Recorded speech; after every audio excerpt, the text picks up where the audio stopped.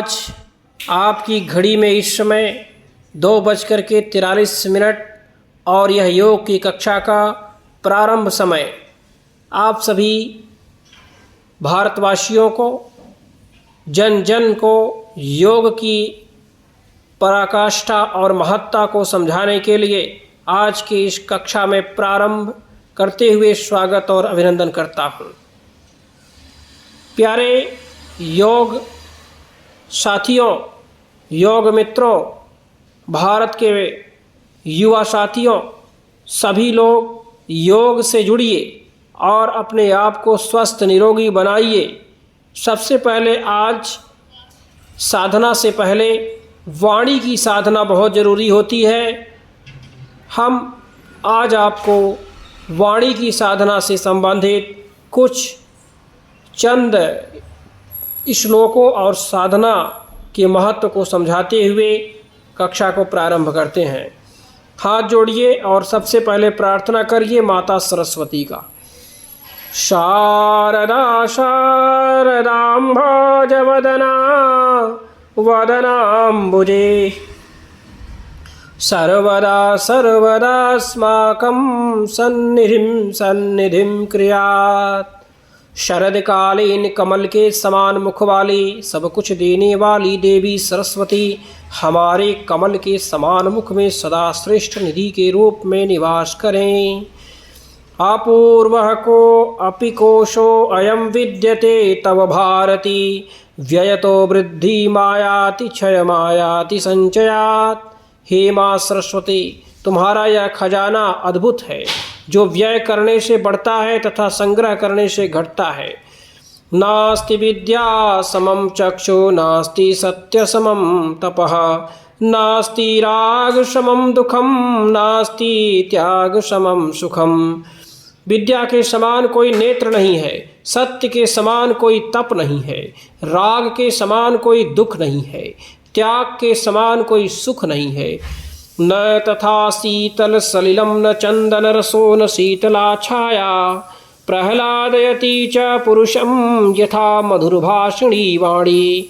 पुरुष को न ठंडा पानी आनंदित करता है, न चंदन का रस, तथा न ठंडी छाया उतना आनंदित करती है जितना मीठी वाणी।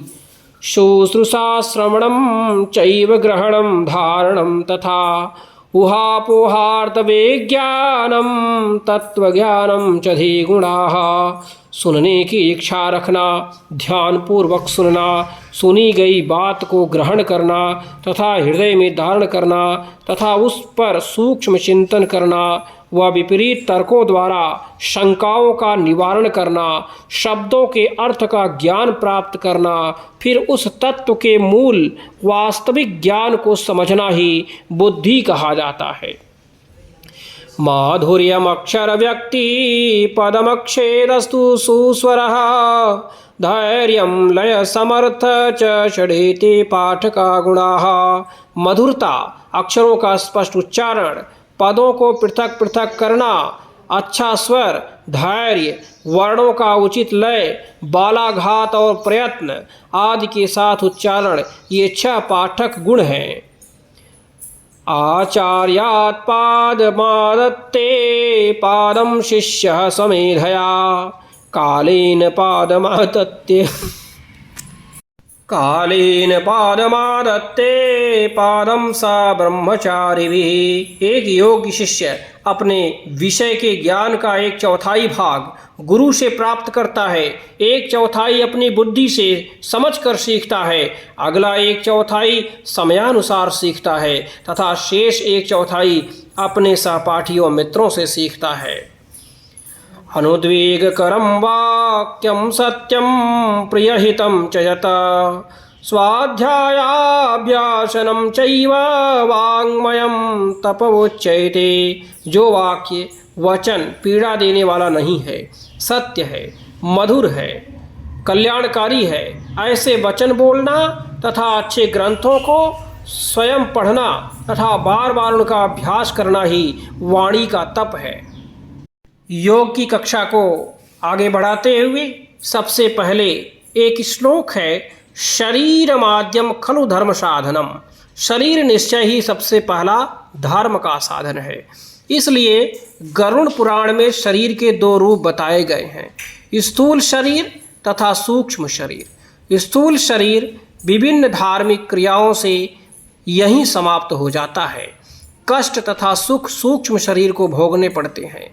योग में शरीर शब्द को स्थूल शरीर तक सीमित नहीं किया जाता है। इसमें सूक्ष्म शरीर तथा कारण शरीर दोनों का समावेश है। इनका स्वस्थ होना अर्थात रोग मुक्त होना अत्यंत आवश्यक है। साम्य की स्थिति ही योग साधना का मूल मंत्र तथा साध्य है। प्रत्येक व्यक्ति स्वस्थ रहना चाहता है, परंतु इस भौतिक युग में भौतिक साधनों को जुटाने में वह स्वास्थ्य की ओर ध्यान ही नहीं दे पाता। स्वस्थ रहने के लिए यह स्वास्थ्य केंद्रों, चिकित्सकों तथा औषधियों पर निर्भर रहने के लिए विवश हो जाता है। तनावपूर्ण जीवन से मुक्ति पाने के लिए अंग्रेजी दवाइयों पर निर्भरता बढ़ती जा रही है। वास्तव में स्वस्थ रहने के लिए हमें किसी स्वास्थ्य केंद्र की आवश्यकता नहीं है और न ही किसी चिकित्सक अथवा औषधि की आवश्यकता है। जिस चीज़ की आवश्यकता है उसे करने के लिए हमारे पास समय नहीं है। बिना धन खर्च किए यदि आप स्वस्थ तथा लंबा जीवन जीना चाहते हैं तो इसका सरल उपाय है योग, केवल योग। योग सही अर्थों में स्वस्थ की परिभाषा देती है। एलोपैथी अंग्रेजी दवाइयाँ रोग के मूल कारण को न पकड़कर शीघ्र आराम देता है, जबकि योग रोग के मूल कारण को पकड़ता है तथा उसे जड़ सहित नष्ट करने का प्रयास करता है। योग का संबंध बाह्य शरीर से ही नहीं बल्कि आंतरिक शरीर से है। शरीर के साथ साथ मन का स्वस्थ होना भी अनिवार्य है। शरीर के बाह्य अंग तभी पुष्ट होंगे जब आपकी शरीर के आंतरिक अंग पुष्ट हैं। यदि किसी कारण आपके शरीर को किसी तरह के रोग ने दबोच लिया है तो यह कहना तो निरर्थक होगा कि आप कोई औषधि न लें, परंतु औषधि तो तभी कार्य करती है यदि अंदर का शरीर सक्रिय है। हृदय, फेफड़े, पाचन तंत्र, ग्रंथियां आदि अपना कार्य सुचारू रूप से करती हैं। यदि औषधि से ही स्वस्थ प्राप्त होता तो कोई व्यक्ति अस्वस्थ ही नहीं हो सकता।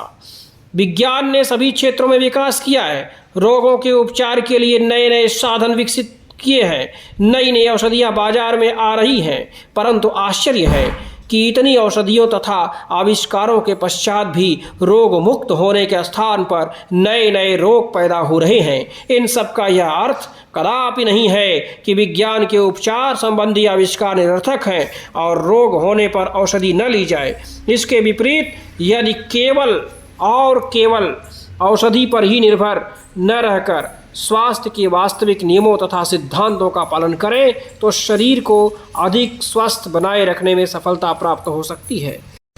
योग ही वर्तमान और भौतिक युग में एक ऐसा सरल साधन है जो व्यक्ति को शारीरिक तथा मानसिक रूप से स्वस्थ रखने में सहायक हो सकता है। योग के माध्यम से शरीर तथा मन दोनों सबल बनते हैं। योग आत्मविद्या का बीज है। उसकी साधना से चेतना पर छाया आवरण दूर होता है। स्वस्थ शरीर में स्वस्थ मस्तिष्क निवास करता है। स्वस्थ मन में निर्मल भावना का विकास होता है। निर्मल भावना से व्यक्ति का ही नहीं वरन सारे राष्ट्र तथा मानवता का विकास होता है। योग व्यक्ति की चेतना को जागृत करता है तथा उसके मन में निर्मल भाव पैदा करता है। ध्यान दीजिए, योगश्चित्त वृत्ति निरोधः, मन की वृत्तियों रस गंध स्पर्श तथा शब्द के लोभ को रोकना योग है। संयोगः योगा इत्युक्तः जीवात्मनः परमात्मनः, जीवात्मा तथा परमात्मा के मिलन का नाम योग है। समत्वम योग उच्यते, समत्व योग कहलाता है। योगः कर्म सुकौशलम, कर्मों में कुशलता योग है।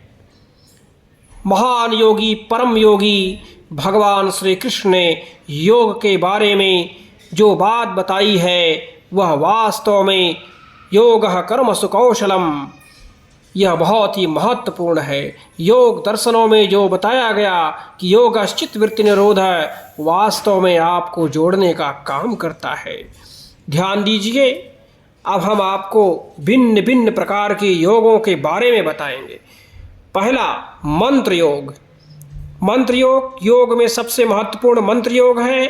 12 वर्षों तक विधि पूर्वक जपने से अणिमा आदि सिद्धियां साधक को प्राप्त हो जाती हैं।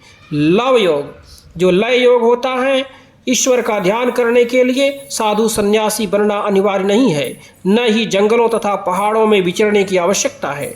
गुफाओं तथा कंदराओं में बैठना भी अनिवार्य नहीं है। इसके विपरीत दैनिक क्रियाओं को करते हुए सदैव ईश्वर का ध्यान करना लय योग है। हठ योग, विभिन्न मुद्राओं, आसनों, प्राणायाम तथा बंधों के अभ्यास से शरीर को निर्मल तथा मन को एकाग्र करना हठ योग कहलाता है। राजयोग, यम नियम आदि के अभ्यास से चित्त को निर्मल कर ज्योतिर्मय आत्मा का साक्षात्कार करना राजयोग कहलाता है। योग का जो शरीर पर प्रभाव है उसके बारे में संक्षिप्त जानकारी मैं देता हूँ। योग आत्मा जो है उसका बीज मंत्र है। उसकी साधना से चेतना पर छाया जो आवरण है वह दूर होता है। योग से शरीर स्वस्थ तथा शक्तिशाली बनता है। स्वस्थ शरीर में ही स्वस्थ मन का वास होता है। स्वस्थ मन निर्मल भावनाओं को जन्म देता है। भावना की निर्मलता ध्यान को स्थिर बनाती है। स्थिर ध्यान से आत्मा अनावृत होती है। चेतना जागृत करने के लिए शरीर की सुखपूर्वक स्थिरता अनिवार्य है। महर्षि पतंजलि के शब्दों में यदि हम बात करें तो स्थिर सुखमासनम, भगवान महावीर ने इसे काय गुप्ती अर्थात देह का संयम कहा है। योगासन योगियों द्वारा खोजा गया अनूठा स्वास्थ्य विज्ञान है योग विज्ञान। प्रस्तुत है यौगिक षटकर्म। ये षटकर्म यौगिक क्रियाएं होती हैं जिसे हम नेति, धौति, बस्ती क्रिया, न्यौली क्रिया, कपालभाति, त्राटक क्रिया कहते हैं और ये बहुत ही महत्वपूर्ण होती हैं। ध्यान दीजिए। सबसे पहले नेति। नेति में सूत्र नेति मानी जाती है। जैसा कि नाम से ही स्पष्ट है, यह सूत की बनी होती है जो किसी भी योगाश्रम से ली जा सकती है। सूत्र नेति सूत की रस्सी का प्रयोग करने से पूर्व कई बातों का ध्यान में रखना आवश्यक है जिससे इस क्रिया का पूरा लाभ प्राप्त हो सके। यौगिक षटकर्म करने से विशेष लाभ प्राप्त होता है। इसका लाभ क्या है? नेति क्रिया करने से कफ की शिकायत दूर होती है। गले, नाक व कान के रोग दूर होते हैं। सर्दी, जुकाम, सिर दर्द, कान का बहरापन, नाक की हड्डी बढ़ना आदि रोग दूर होते हैं। नेति के मोम वाले भाग को ठंडे पानी से धोना चाहिए जिससे वह स्वच्छ तथा सख्त रहे। नेति के मोम वाले हिस्से के अग्रभाग को चंद्राकार बनाकर नाक के उस हिस्से में धीरे धीरे डालना चाहिए जो छिद्र अधिक चलता हो। यही क्रिया दूसरे छिद्र में भी करें। छींक आने पर नेति को नाक से बाहर निकाल लेना चाहिए। जब नेति मुख में आ जाए तो हाथ की सहायता से धीरे धीरे बाहर निकाल लेनी चाहिए। कई दफ़ा नेति के घर्षण से नाक में जलन होने लगती है अथवा रक्त आने लगता है। ऐसी अवस्था में ठंडे पानी से जल नेति करनी चाहिए। कुछ बूंदें देसी घी की नाक में डालने से भी लाभ होता है। यदि कान की झिल्ली कटी है अथवा पीप बह रही है तो सूत्र नेति नहीं करनी चाहिए। सूत्र नेति के पश्चात जल नेति तथा कपालभाति करनी चाहिए। ध्यान दीजिए, जल नेति क्या है? 1 किलो पानी लेकर उसमें 10 ग्राम के लगभग सेंधा नमक मिला लें। पानी ज़्यादा ठंडा अथवा ज़्यादा गर्म नहीं होना चाहिए, वरन गुनगुना पानी लें। इस क्रिया के लिए टोंटी वाले लोटे का प्रयोग किया जाता है। जिस नाक में सांस चल रही हो उसे ऊपर करके लोटे की टोंटी को उसमें लगा दें। मुंह को खोल कर रखें जिससे सांस लिया जा सके। ध्यान दीजिए, जल नेति करते समय सिर को आगे की तरफ अधिक तथा कान की तरफ थोड़ा सा कम झुकाना चाहिए। सिर को एक तरफ ज़्यादा झुकाने से उस तरफ के कान में पानी जाने की संभावना बनी रहती है जिससे कान में दर्द होने की संभावना बनी रहती है।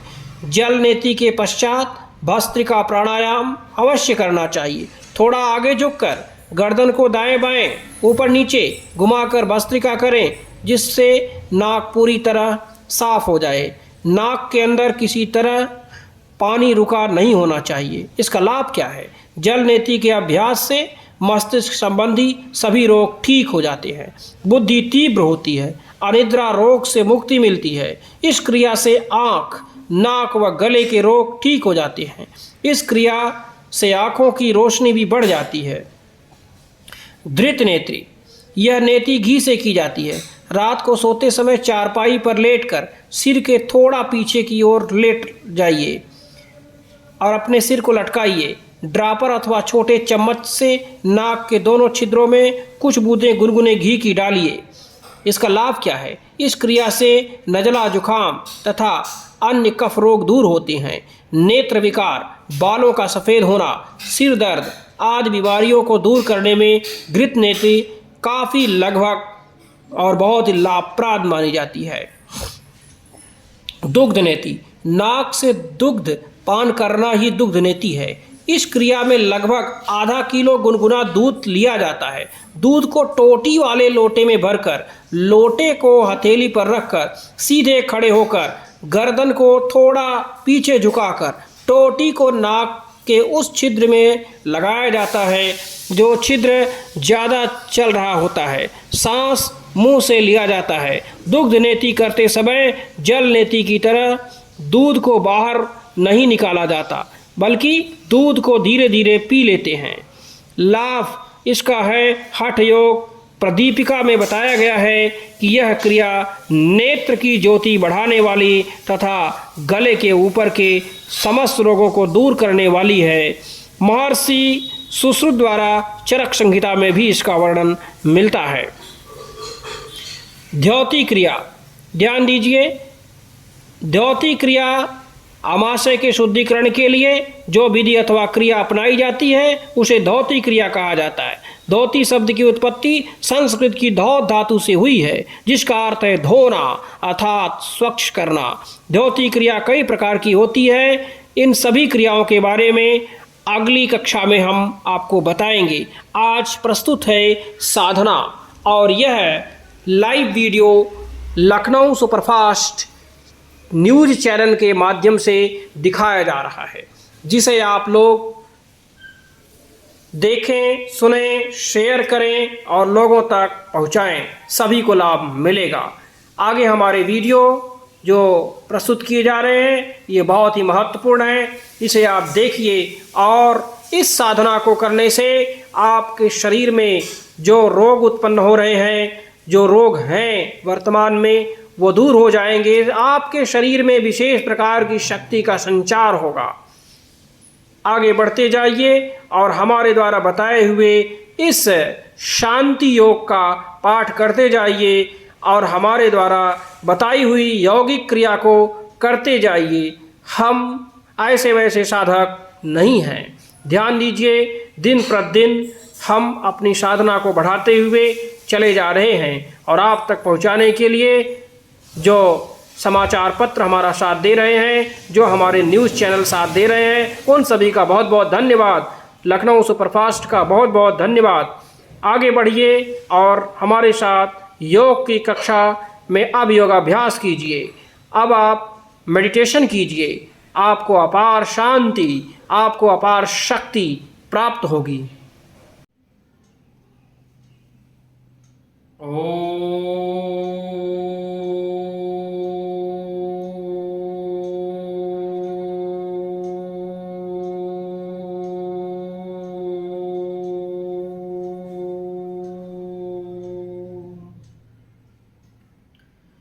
योग की विधा को आगे बढ़ाते हुए एक बार पुनः आप सभी के बीच में मैं आचार्य डॉक्टर परमानंद शुक्ला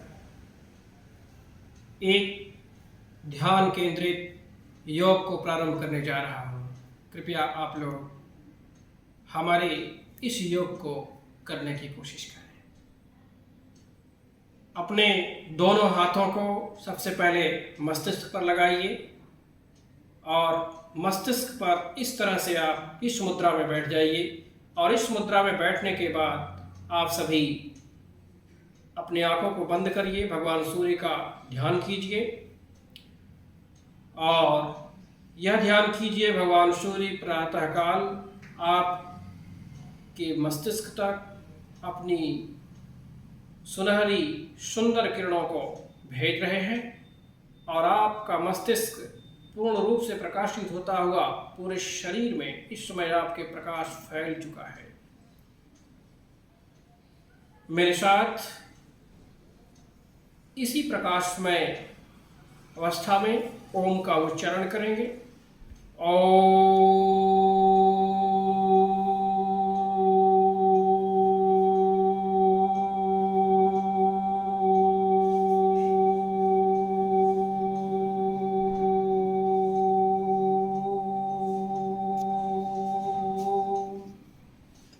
इसी क्रम में अपने हृदय की शुद्धि कीजिए। दाएं हाथ को नीचे की तरफ, बाएं हाथ को ऊपर की तरफ।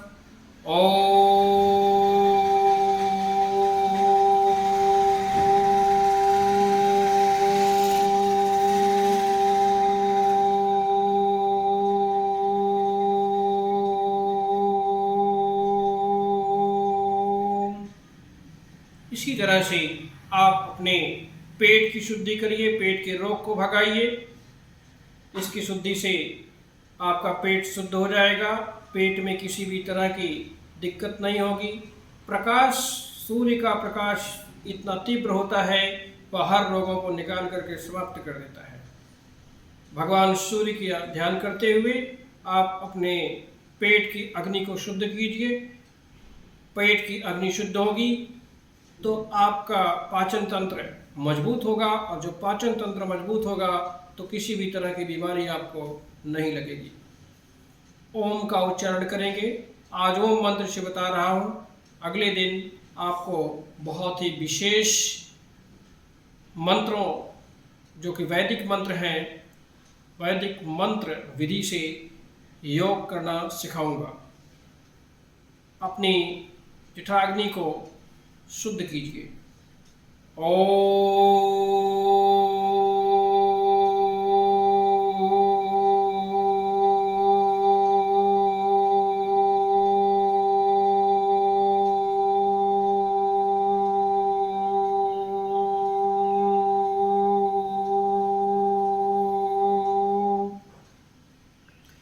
नीचे के कटी भाग जिसे बोलते हैं, उस भाग को शुद्ध करने के लिए आपको वज्रासन लगाना पड़ता है और आप इस आसन में आप लगा सकते हैं और इस आसन में अपनी शुद्धता को करते जाइए। भगवान सूर्य के प्रकाश की किरणें, प्रकाश की लालिमा, प्रकाश का तेज, भगवान की तेज के कारण आपके शरीर को शुद्धि प्राप्त हो रही है। आप शुद्ध होते चले जा रहे हैं। अपने मस्तिष्क पर विशेष ध्यान दीजिए। शांति अवस्था में इसी तरह से आप योग की क्रिया को आगे बढ़ाते रहिए।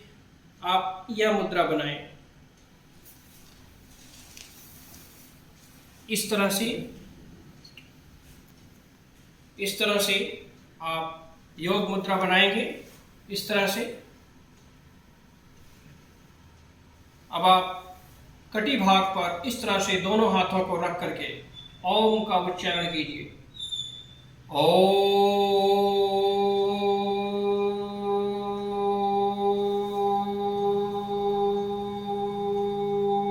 कमर में थोड़ी बहुत पीड़ा हो सकती है जब प्रकाश की किरणें भगवान सूर्य की, चूंकि मैंने बीजक मंत्र का प्रवाह कर दिया है, जो लोग लाइव देख रहे हैं वो सभी जो है इस बीजक मंत्र के माध्यम से, अपनी शक्ति के माध्यम से हमने प्रवाहित करते हुए इस ज्ञान को आगे बढ़ाते हुए, योग के ज्ञान को आगे बढ़ाते हुए चल रहे हैं। इसलिए आपको विशेष शक्ति का आभास होगा।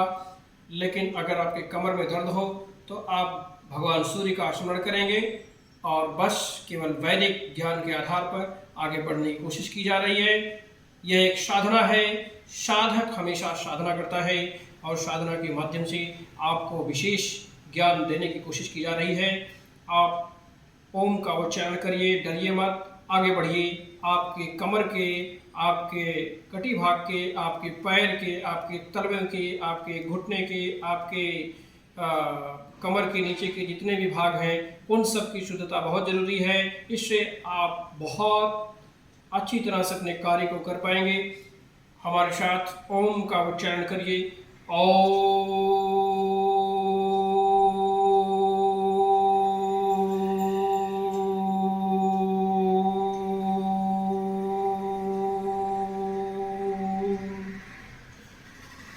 बहुत बहुत धन्यवाद।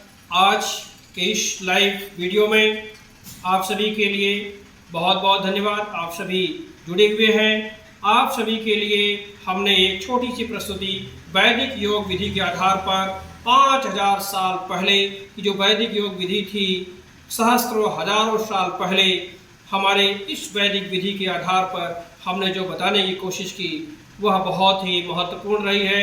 अगले लाइव वीडियो में हम आपके शरीर के जितने भी रोग हैं, अलग अलग रोगों की वैदिक मंत्र विधि योग विधि के द्वारा शुद्धिकरण के माध्यम से ठीक करने की कोशिश करेंगे। जो लोग आज हमारे योग कार्यक्रम से जुड़े रहे उन सभी का बहुत बहुत धन्यवाद देता हूँ। ओम। जोर से ओम का उच्चारण करिए और अपने शरीर के अंदर प्रकाशित ऊर्जा को प्रवाहित करिए ताकि आपका शरीर पूरा शुद्ध रहे। और एक हफ्ते के बाद जब हम आपको रविवार के दिन 2:43 पर मिलेंगे तो आपकी शुद्धता, आपका पहचान, आपकी गतिविधि, आपकी जो शरीर की ऊर्जा है वह हजारों गुना प्रवाहित मिलनी चाहिए और मिलेगी अगर आप हमारे द्वारा बताए हुए इस योग विद्या को, योग वैदिक विधि को अपनाएंगे। तो एक बार जोर से हमारे साथ ओम का उच्चारण करिए। ओम। ब्रह्मांड से इस तरह से हाथ करके मांगना चाहिए। ओम।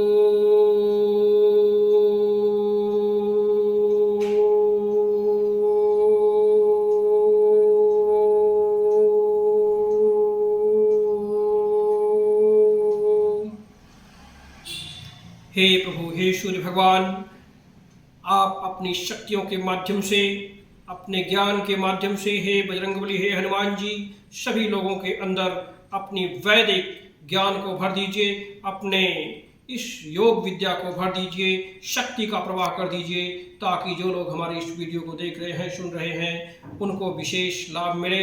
सभी को मैं आह्वान करता हूँ, प्रत्येक रविवार के दिन आप सभी हमसे जुड़िए और लखनऊ सुपरफास्ट न्यूज़ चैनल को सब्सक्राइब करते जाइए। आप लोगों को विशेष लाभ मिलेगा। ओम हरिओम। ओम हरिओम। एक बार बोलिए भगवान श्री रामचंद्र की जय। एक बार भोलेनाथ का, महादेव का समय चल रहा है, यह महीना चल रहा है, उत्तम मास चल रहा है। आप श्रावण मास में ओम नमः शिवाय का जाप करते रहिए।